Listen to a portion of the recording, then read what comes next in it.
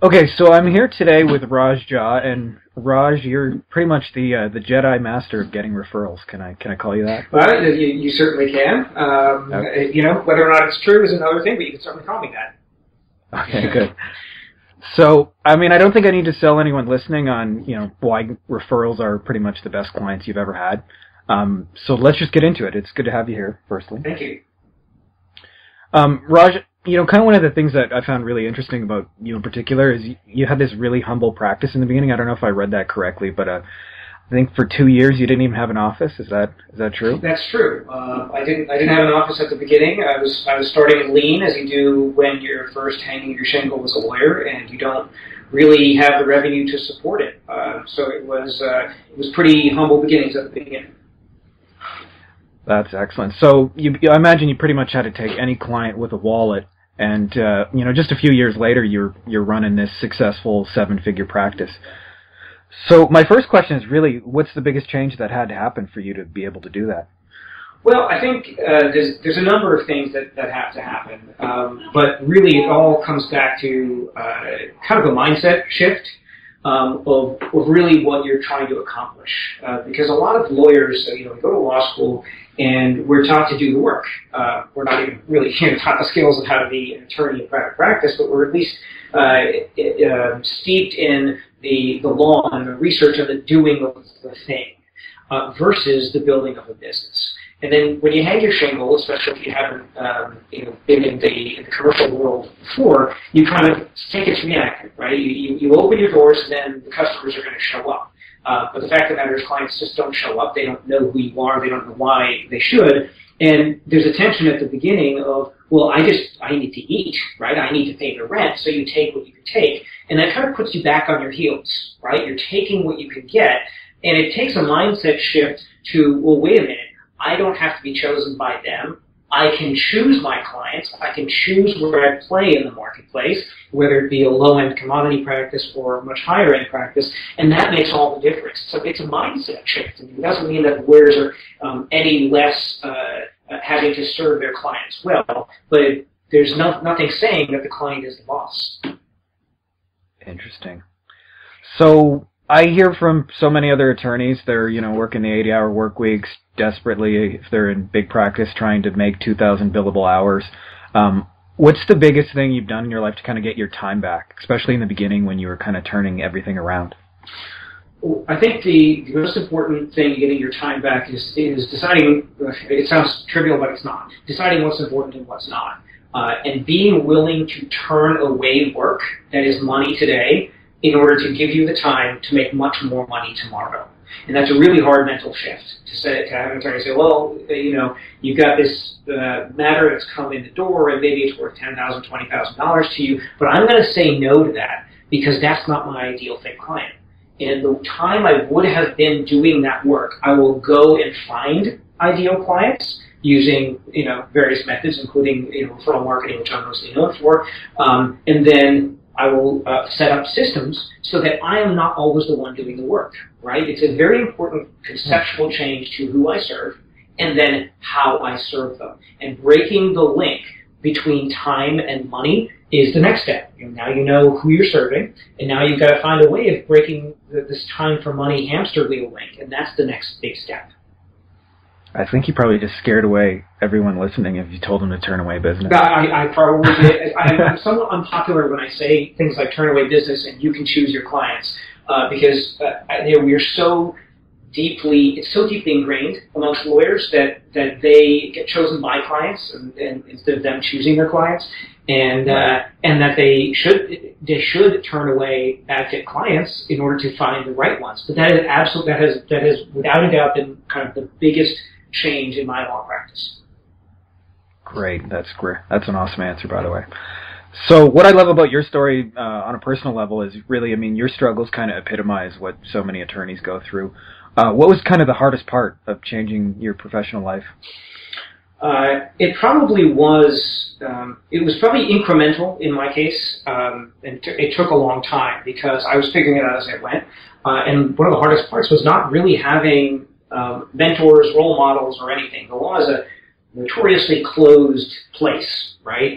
The really successful lawyers don't really want to share. It's just, I think it's really terrible that's the culture, but they don't want to share what's working, right? They just want to be the successful one, and they kind of leave each to their own. And mentorship in the law usually has to do with mentorship of the technical aspects of the law, being a better lawyer. Why? Because your mentor ultimately wants to use you as a means of production, not as a true peer.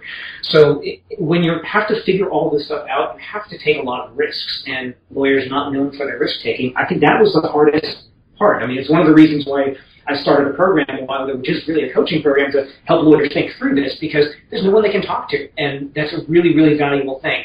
You know, finding folks who have already done what you want to do and actually getting them to open up and tell you how they did it is a huge shortcut. But for me, it was all experimentation, and that was the hardest part. Wow, I never really would have thought about that way, but I mean, I guess if you're not really using a roadmap, that could be really difficult.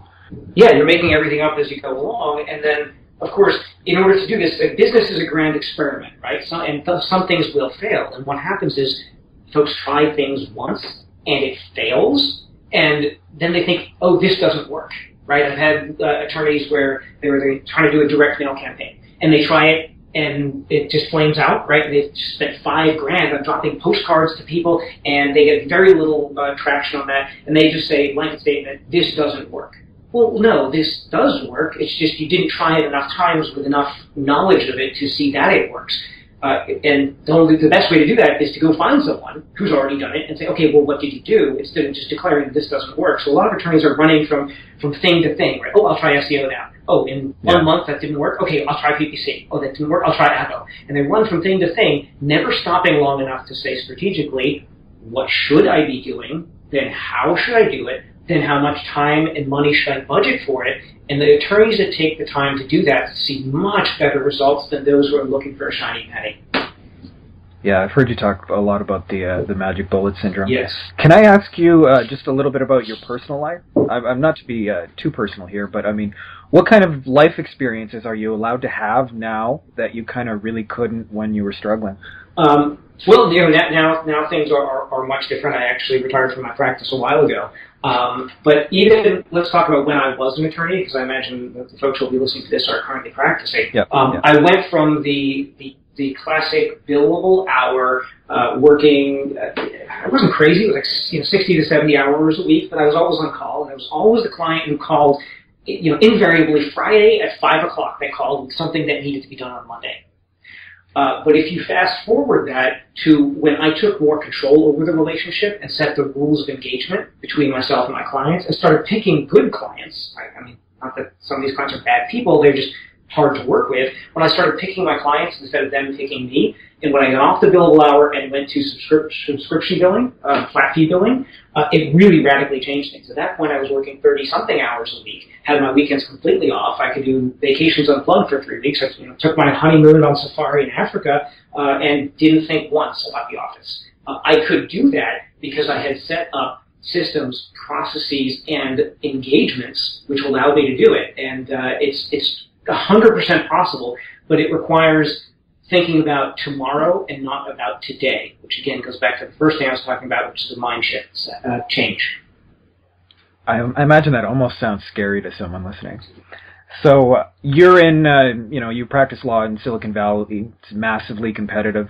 What would you suggest for somebody who's out there, they're practicing law and they feel like they're just inundated with competition? Like, what should they be doing to be successful in like a highly competitive market? I would say that the competition is mostly in your head and not reality. Because if you think that there's a lot of competition, you have to change the rules of the discussion. So you can't say, oh, I'm going to be just like the guy down the street, but I'll charge less. Well, what are you doing? All you're doing is saying you have to work more to make the same amount of money. So you have to change the discussion. The discussion has to be about something that is a unique process that you can offer, a unique market angle that you can offer, a unique way of engaging that you can offer. So you have to really change your thought process to not worry about the lawyer down the street. You have to start thinking about who is my ideal client, then what would be this offer that they can't refuse? right? What's the offer that would be like their dream come true scenario? And then think to yourself, how do I deliver that? Because when you take the perspective of the client, that you're focused on all the right things. What do they want? And how can you charge the most and give them the most value? And that kind of premium value exchange is how you change the dialogue. Excellent. That is an awesome answer. Last question I think I got here. So many attorneys, they feel like they have these crazy, unreasonable, demanding clients, probably the ones that ask for their advice, then don't take it. And through your marketing process, you've kind of streamlined it so you're always dealing with the better type of client who's kind of more compliant. What's the number one thing you've had to do to kind of improve the overall type of client that walks through the door in the first place?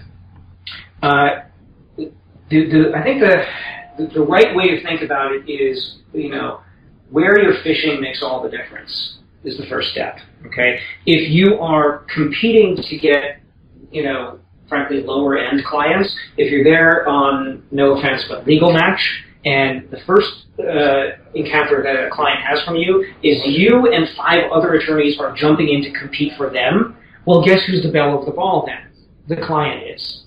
On the other hand, when you change the dialogue, and you know this, Frank, but it's selling in a vacuum, right? You always want to be selling you want to be the only choice, the only possible choice.